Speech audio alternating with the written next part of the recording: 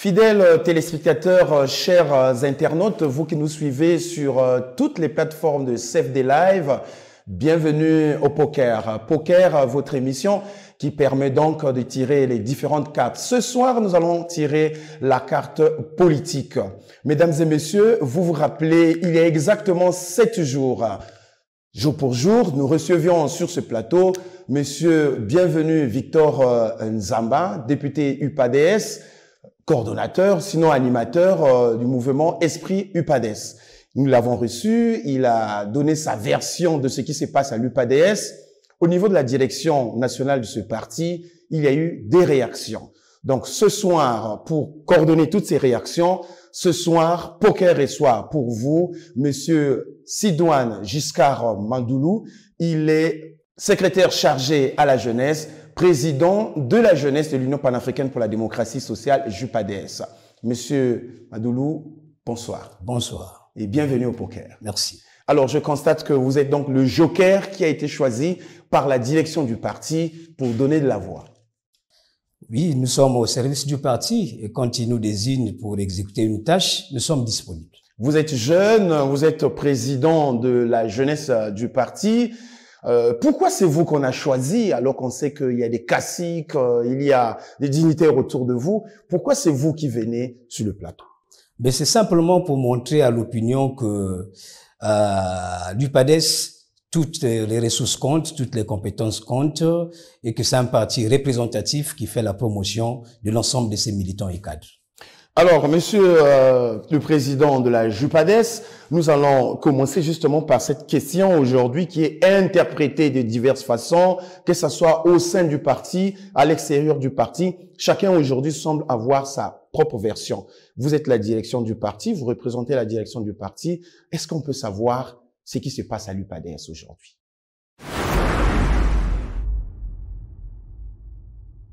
Monsieur Arsène Séverin, merci, mais vous êtes un journaliste de renom dans ce pays.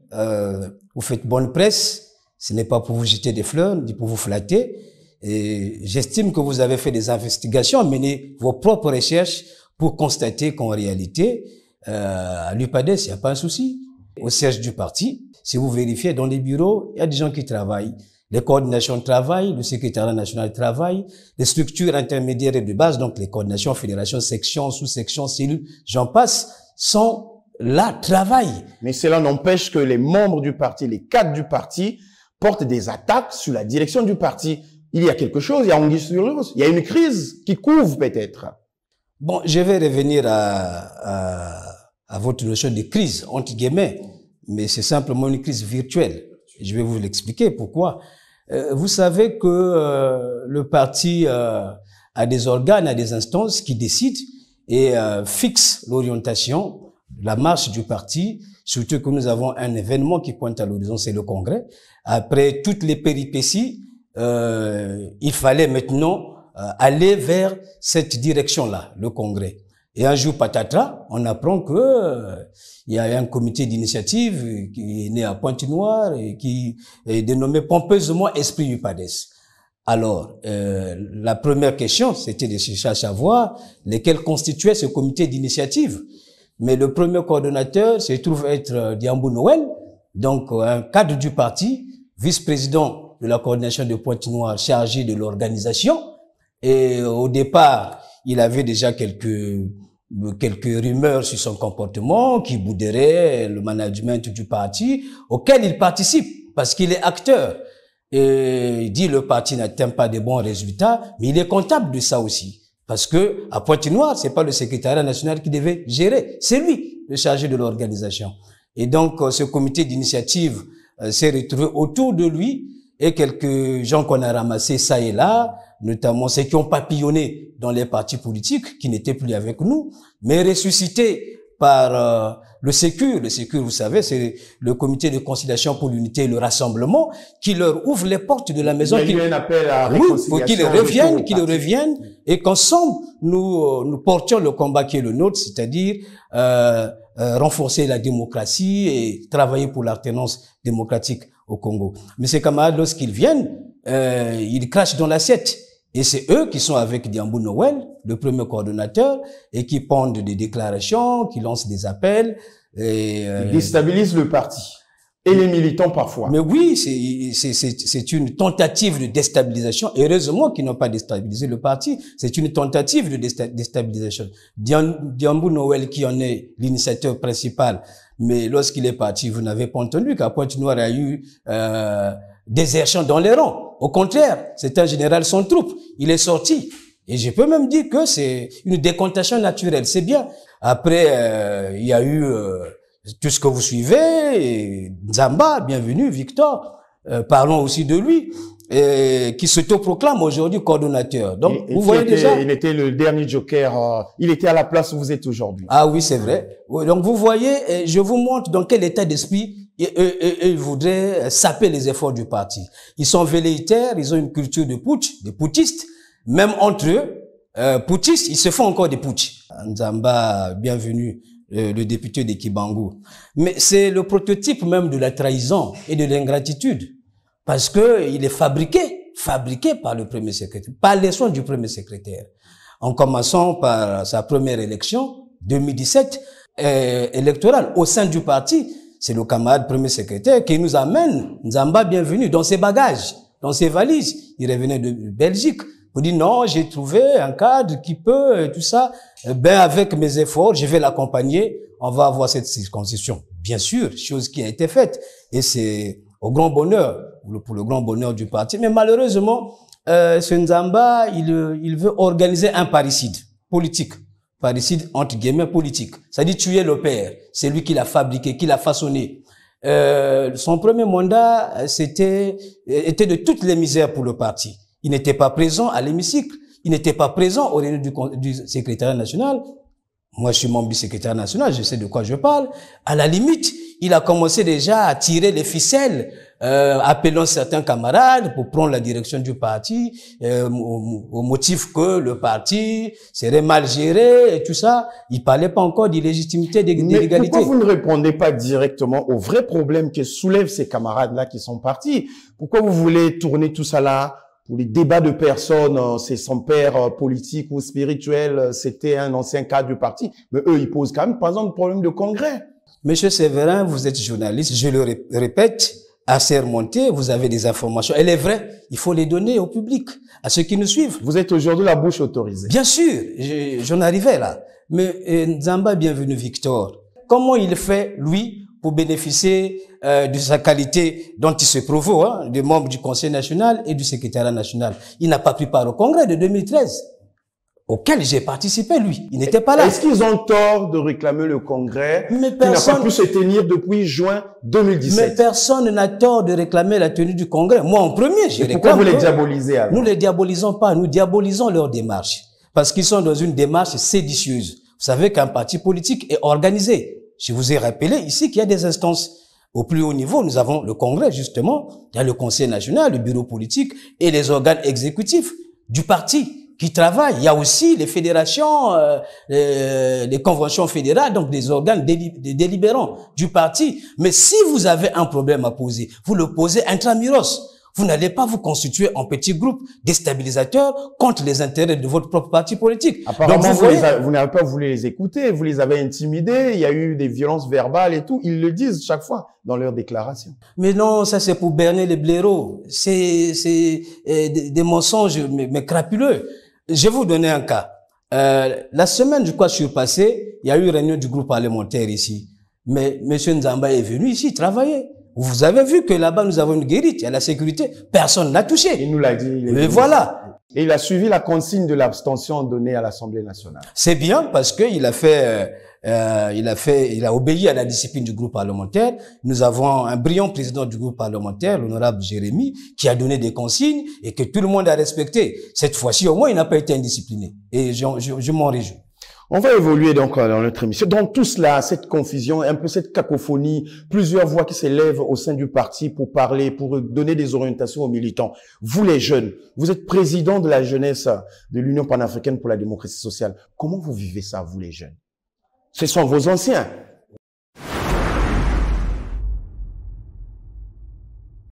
Oui, mais c'est la colère.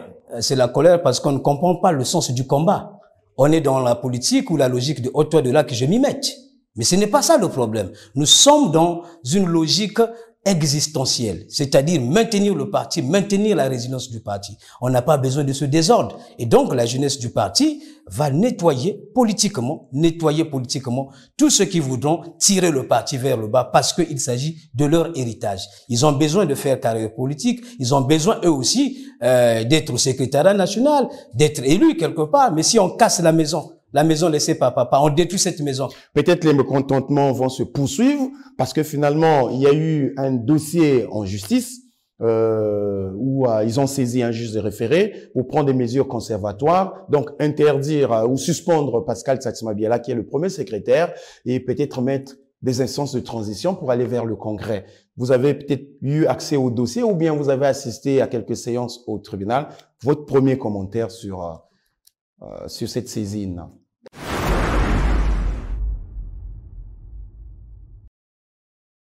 Bon, déjà, moi, je ne commente pas les décisions du tribunal, parce que républicain, la justice est dite au nom du peuple congolais. Le juge sait pourquoi il a rendu pareille décision, que ce soit en première instance ou bien en appel. Mais moi, c'est d'abord les motivations.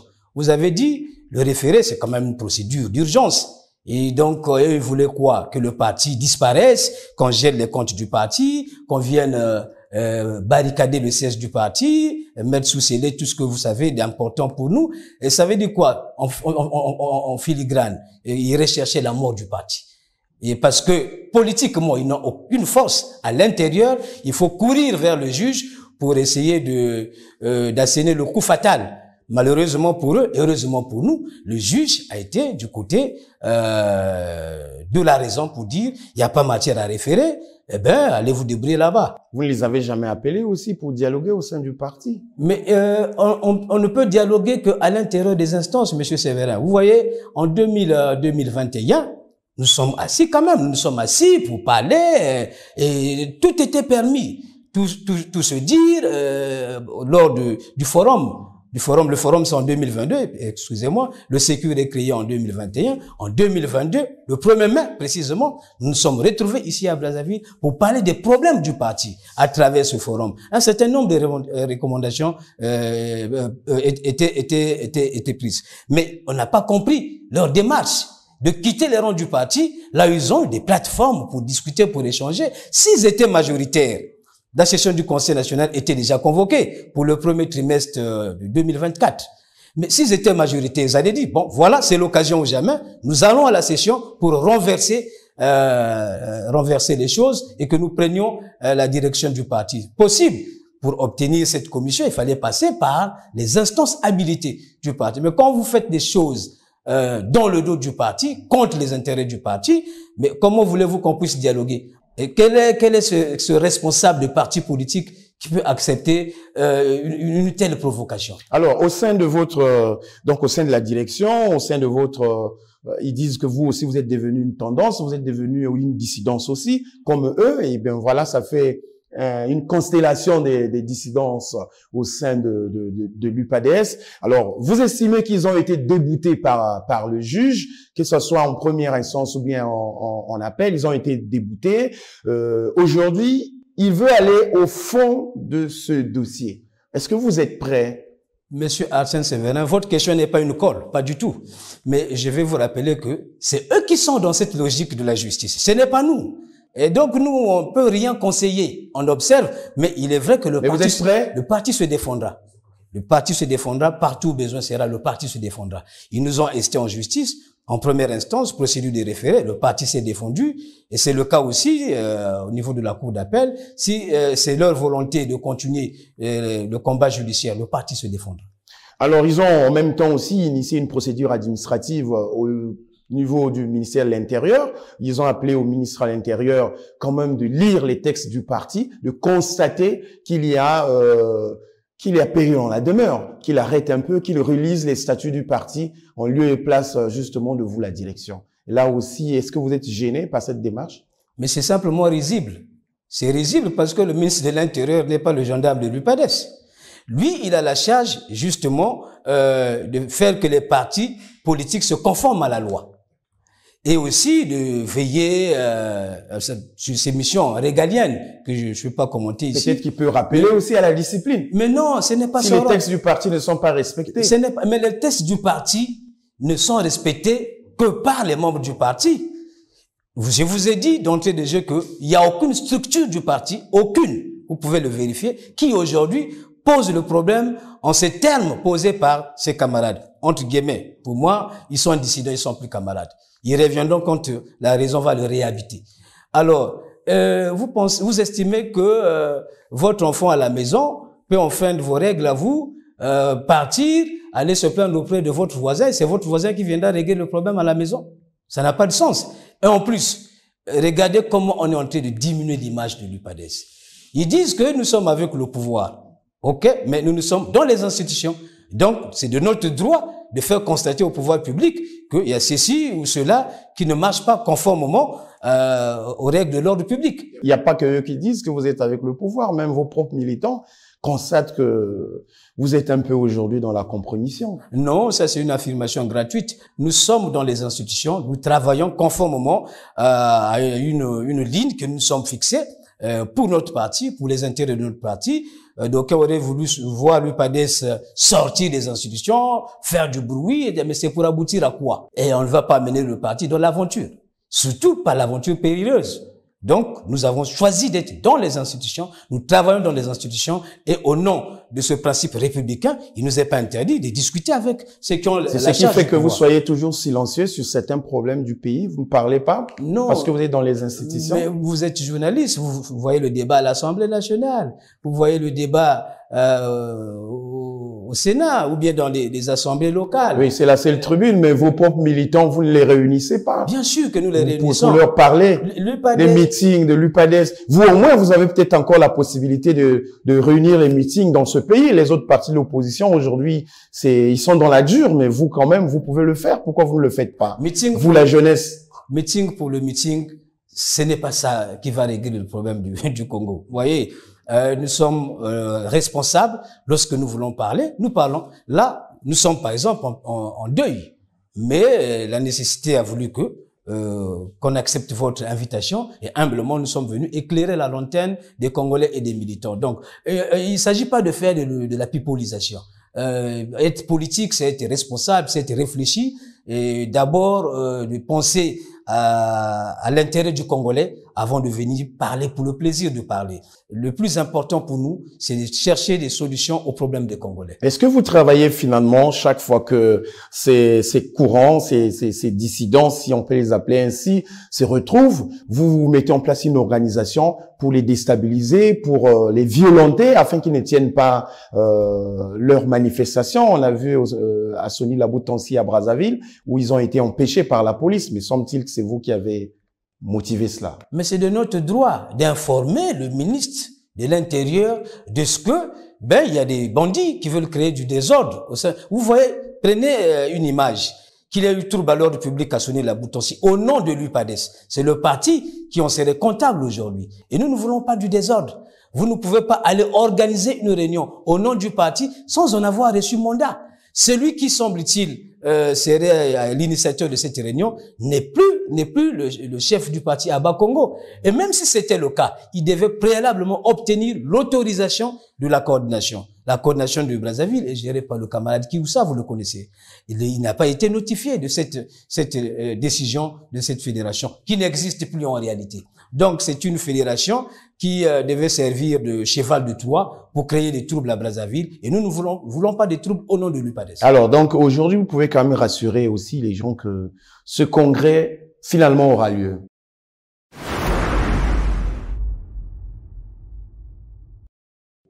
Le congrès va se tenir, il va avoir lieu. Moi qui vous parle, je suis président d'une sous-commission, la sous-commission politique et juridique.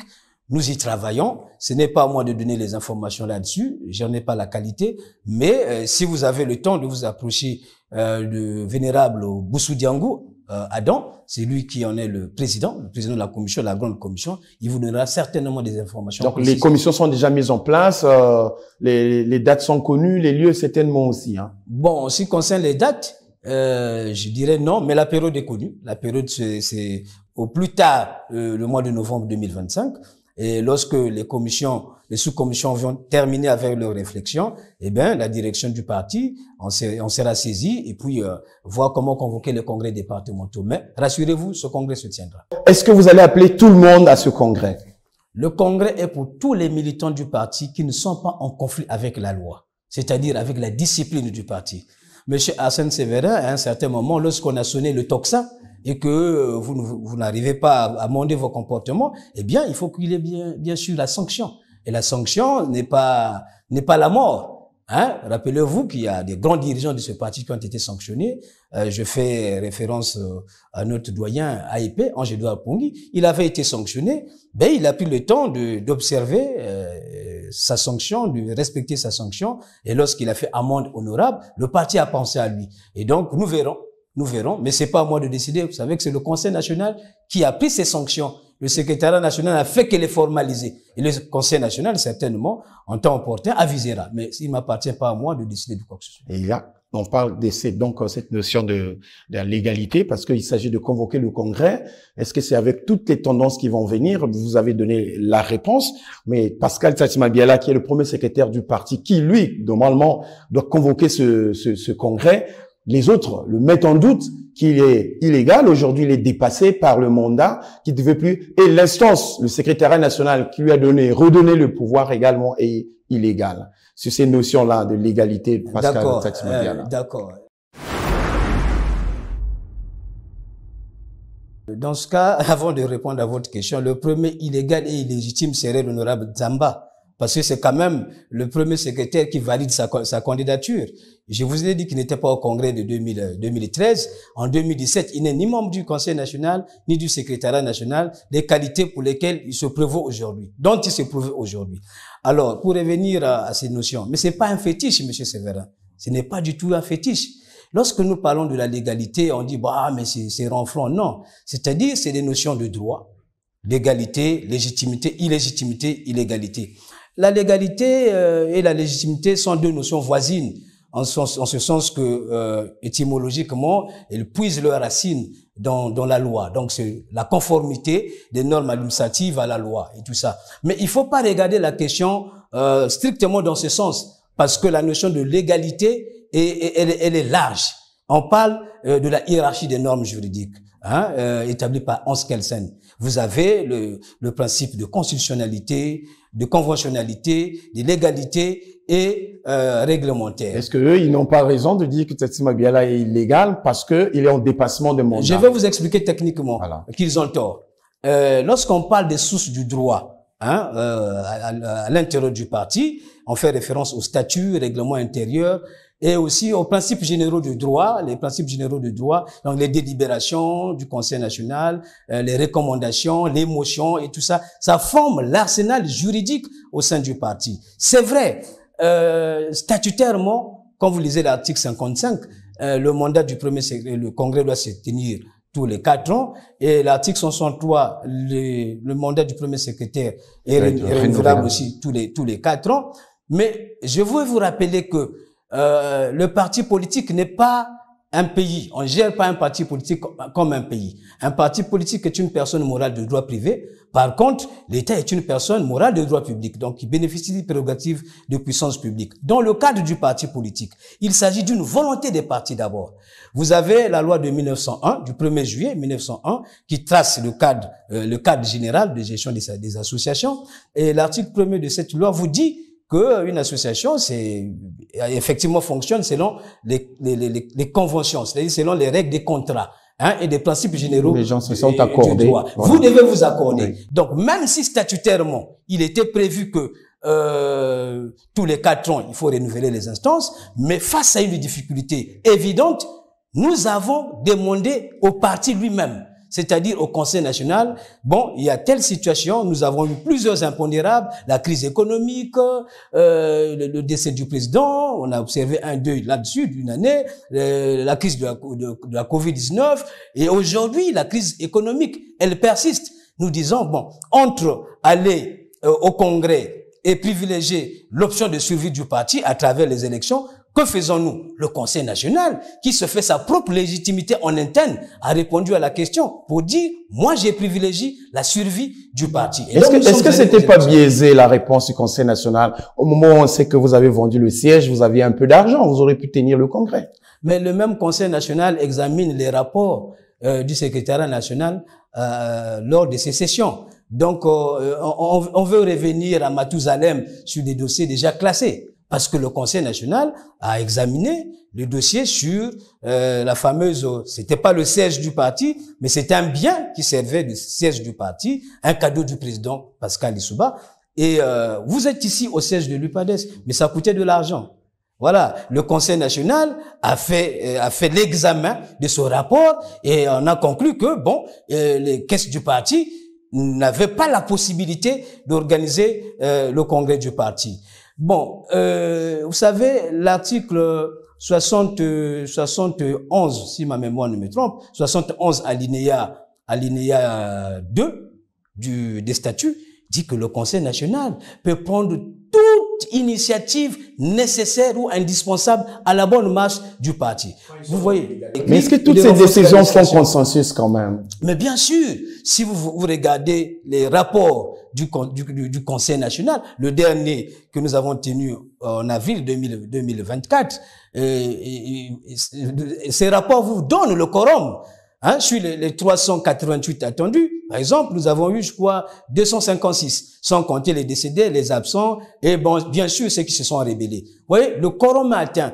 Et les décisions se prennent soit par consensus, soit par vote, je vous en prie. Donc, la démocratie interne existe. Mais nous ne voulons pas que les gens nous imposent une certaine dictature au-delà de la vision du plus grand nombre, parce que la démocratie aussi, c'est faire la volonté du plus grand nombre. Que vous ayez raison ou pas, mais lorsque le plus grand nombre a décidé, mais vous devez vous plier. En clair, la légalité, la légitimité, ils sont au niveau de Pascal Tassima Diala. Il n'y a pas à mettre en doute. Bien sûr, il n'y a pas à mettre en doute. Il a du monde et il est statutairement, il peut encore essayer de convoquer le congrès. Mais il va convoquer ce congrès, pas il peut, il va le convoquer. Parce que c'est dans ses prérogatives de convoquer. Bon, lui, il ne fait que formaliser la décision de convocation. Parce que c'est le Conseil qui convoque le Congrès. Tant que le Conseil va lui faire confiance, eh bien, il aura cette légalité et cette légitimité. Ce n'est pas non plus une pirouette pour esquiver d'aller au Congrès, pour dire vous restez derrière le Conseil national est en dessous du Congrès. Mais non, les rédacteurs des statuts ou des textes fondamentaux du parti ne sont pas des personnes bêtes. Excusez-moi le terme, est trivial. Tout a été prévu.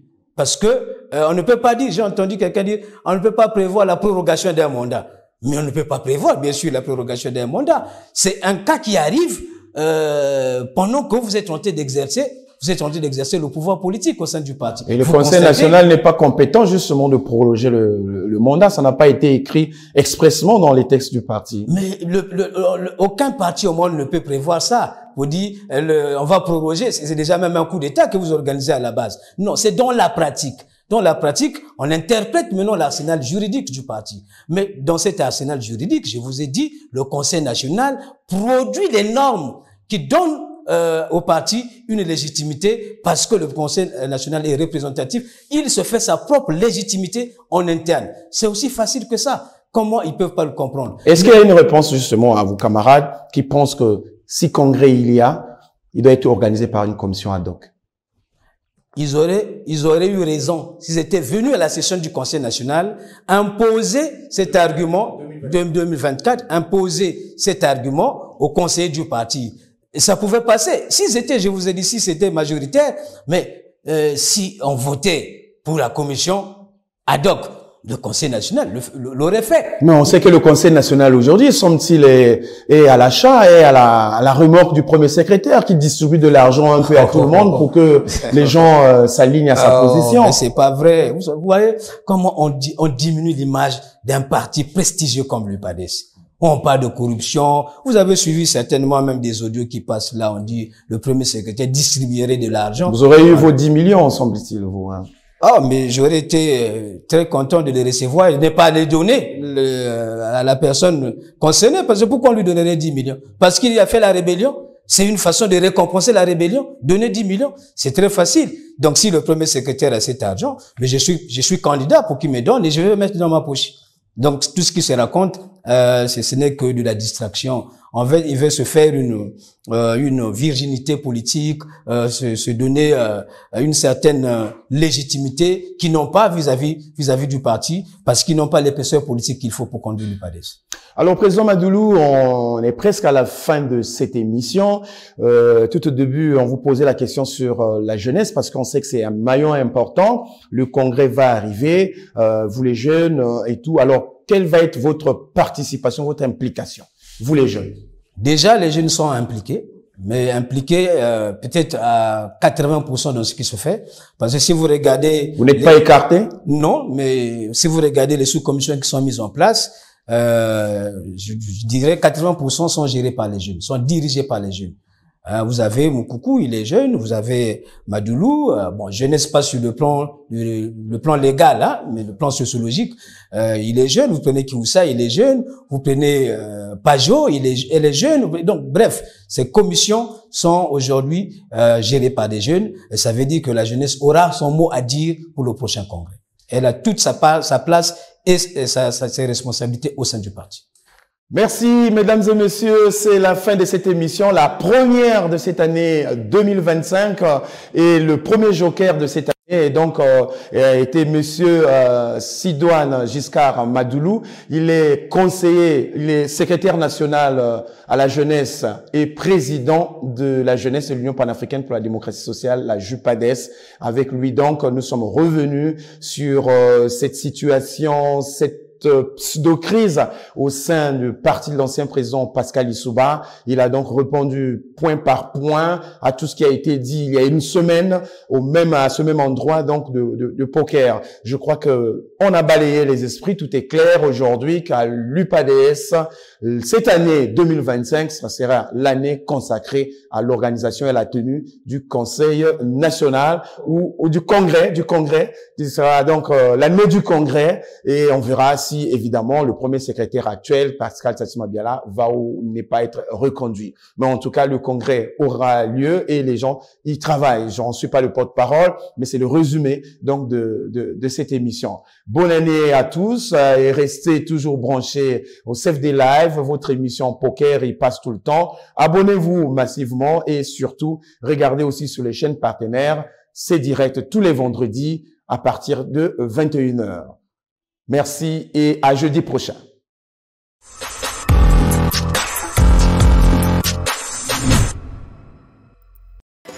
Pour toute participation à l'émission Poker, nous contactez par WhatsApp au 06 661 00 60.